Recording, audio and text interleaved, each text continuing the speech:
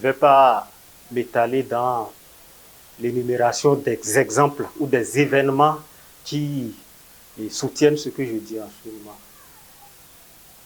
Mais il y a un fait quand même que je tiens à mentionner. En 2016, un grand homme d'affaires de notre pays, que nous connaissons tous, avait été gardé à vue pour une supposée affaire de cocaïne. Et ce qui était surprenant, si vous le permettez, je dirais même insolite, c'est la manière dont la population a réagi par rapport à ça. De manière spontanée, les gens sont sortis pour contester, pour réclamer, disent-ils d'ailleurs, la libération sans condition. Sans condition de cet homme d'affaires-là. Je sais que rien n'est étonnant peut-être pour beaucoup qui m'écoutent dans cela, mais c'est quelque chose d'insolite parce que c'est en Afrique noire seulement on peut assister à de pareilles situations où la population n'est jamais d'accord qu'on s'en prenne au plus fort. La population n'est jamais d'accord qu'on s'en prenne au plus puissant. Au contraire, les plus faibles se battent pour défendre les plus puissants. C'est en Afrique seul on peut voir ça, je vous le dis. Et comme pour nous donner une leçon, je ne sais pas qui veut nous donner cette leçon, dans la même période, il se passait un autre soulèvement dans un pays voisin, je dirais de l'Afrique blanche. Et c'était pourquoi? C'était pour demander justice contre la mort d'un pauvre poissonnier qui avait été écrasé par un caterpillar. C'était au cours d'une opération de déguerpissement, comme on en a connu, il me semble. Donc, le vendeur de poissons qui était là avec sa table, tout cela, puisqu'il ne voulait pas déguerpir, il a été écrasé par un caterpillar. Et c'est tout le pays qui s'est levé, tout le peuple, je dirais, qui s'est levé pour demander que justice soit faite. Ouais. Nous, on se battait pour un Richard chez nous. Mais de l'autre côté, les gens se battaient pour quelqu'un qui ne connaissait même pas. Mais chez nous, on ne verra jamais ça. Personne ne se lèvera pour un pauvre. Dans la même période encore, dans un autre continent, en Indochine, il y avait encore un soulèvement là-bas. Et le peuple réclamait la comparution d'un gouverneur. Pour quelle cause? Parce qu'il est ou serait coupable, parce qu'il serait coupable de blasphème. Blasphème. Donc Dieu. Ouais.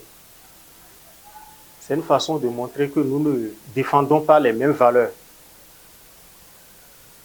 Et ce que cela décrit, la réalité chez nous, c'est que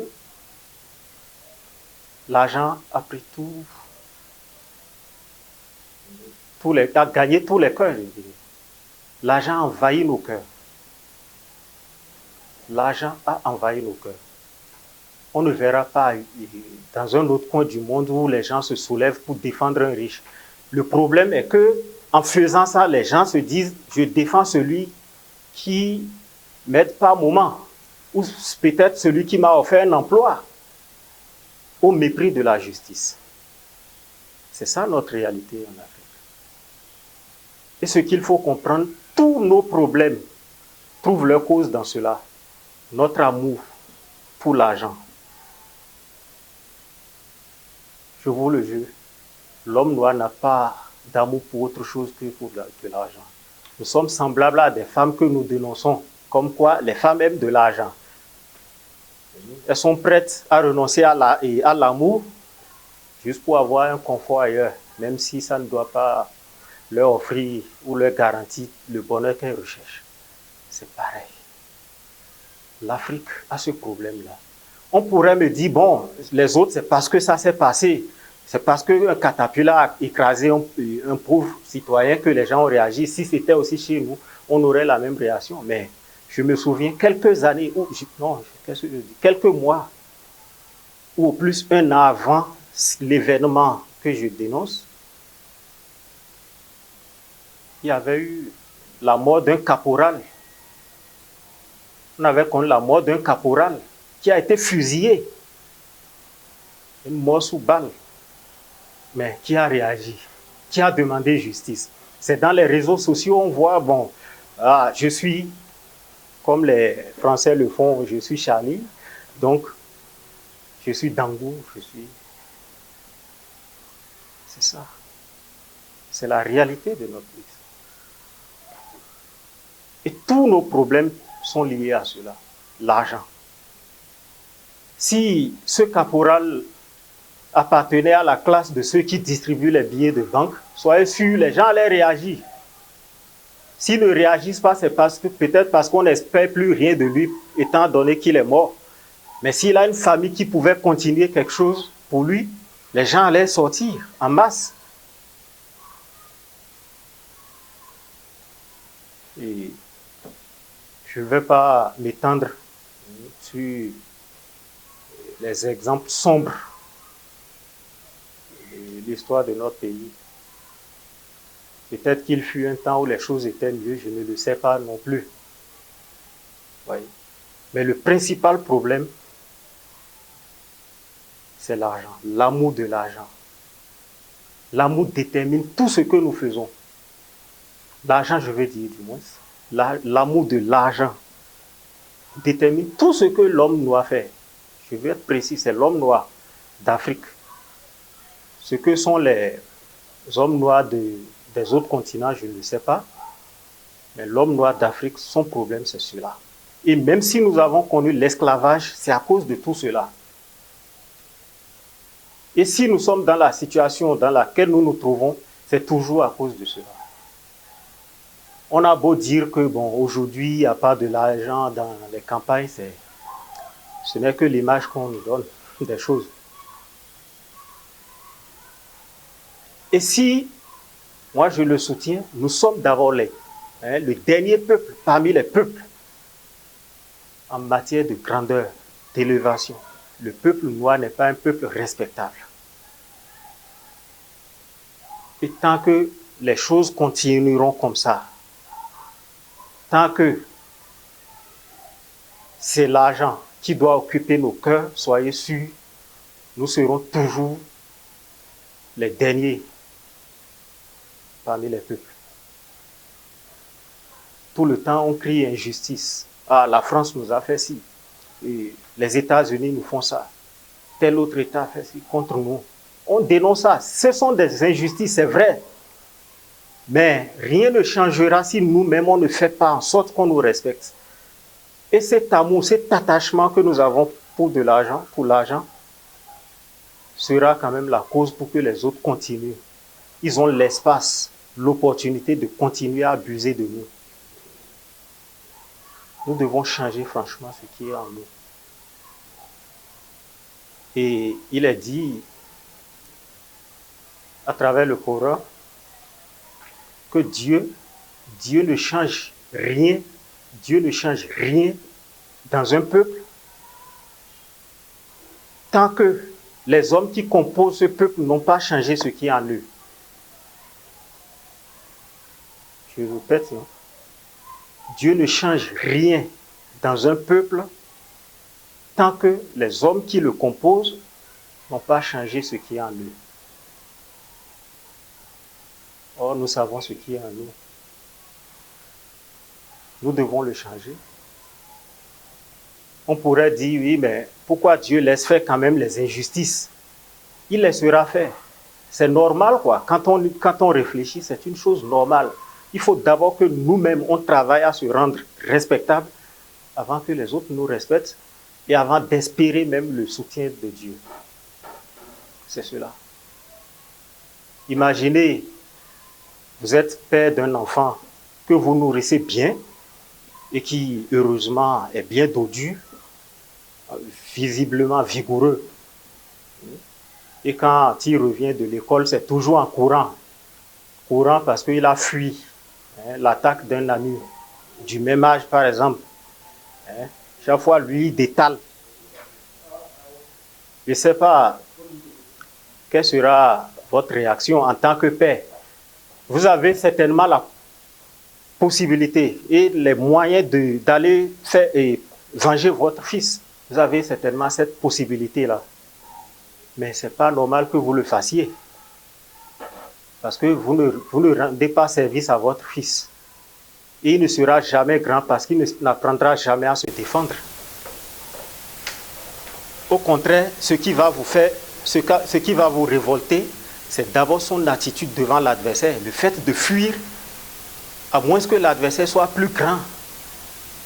Mais c'est un camarade qui le chasse. Ça, comment on appelle ça? Sa peur de l'adversaire doit vous révolter, vous fait mal. Et s'il faut s'en prendre à quelqu'un, c'est à qui? À votre enfant. Vous lui demanderez prochainement de faire face à l'ennemi, à l'adversaire. C'est ça. Mais si vous vous levez pour aller frapper le jeune homme qui, là, vous-même, vous ne rendez pas service à votre fils. Parce qu'il va grandir comme ça. Il attendra toujours le secours d'un père qui ne sera toujours pas là. Et même s'il était là, ce serait quand même quelque chose de honteux où chaque fois c'est vous qu'on voit en train de frapper les enfants des autres parce que ces enfants-là frappent les vôtres. Donc vous auriez souhaité au moins qu'il soit courageux, même si on le frappe, qu'il se batte tout au moins. Et si, à force d'être battu, parce que le courage aussi, c'est pas quelque chose d'aussi naturel, hein. Ça s'acquiert. Et pour être courageux, il faut avoir un minimum. Si tu ne sais pas du tout te battre, c'est clair que tu vas fuir. Vous voyez? Donc, on l'oblige à être courageux, mais il va tout le temps se battre, on le bat. Le meilleur conseil que vous allez lui donner, c'est quoi? C'est qu'il apprenne à se battre. Si possible, l'inscrit dans une école d'arts martiaux. Vous voyez? Mais vous lui conseillez cela, mais l'enfant vous dit que c'est trop difficile, les arts martiaux, qu'il ne peut pas. Vous voyez? Dans ce cas, je ne sais pas ce qu'il faut faire. On laissera cet enfant-là à son sort. C'est vrai, on va dire, non, il faut lui enseigner la non-violence. Oui, la non-violence, ce n'est pas pour s'attaquer aux autres qu'il ira apprendre à se battre, mais pour se défendre. Parce que si toi, tu respectes le droit des autres, ce n'est pas évident que les autres fassent pareil avec toi. Mais une fois qu'il se sera entraîné comme il le faut et qu'il saura se battre, il est clair que les gens vont le respecter. Les gens n'envisageront même pas de s'attaquer à lui. Mais il refuse de le faire. Maintenant, si, à force de subir l'humiliation de ses amis, de la part de ses amis, il s'avisait quand même à apprendre à se battre et qu'ils viennent vous le dire, papa, je veux apprendre à me battre. Quelle sera vraiment votre réaction? Vous serez content naturellement. Rien que par cet engagement, l'engagement seulement d'abord, le fait de vouloir apprendre à se battre suffit pour que vous soyez content de lui. Et votre attitude envers lui va changer, ça c'est sûr. S'il est sincère. C'est clair. Et si vous, en tant que père, vous avez connaissance des arts martiaux, c'est sûr que vous les lui enseigneriez. À défaut de cela, si vous avez les moyens, vous allez l'inscrire dans une école, peut-être même la meilleure école d'arts martiaux. Ça, c'est mon point de vue. C'est l'attitude normale pour que cet enfant grandisse. Ce n'est pas vous qui allez vous mettre à sa place pour faire les combats.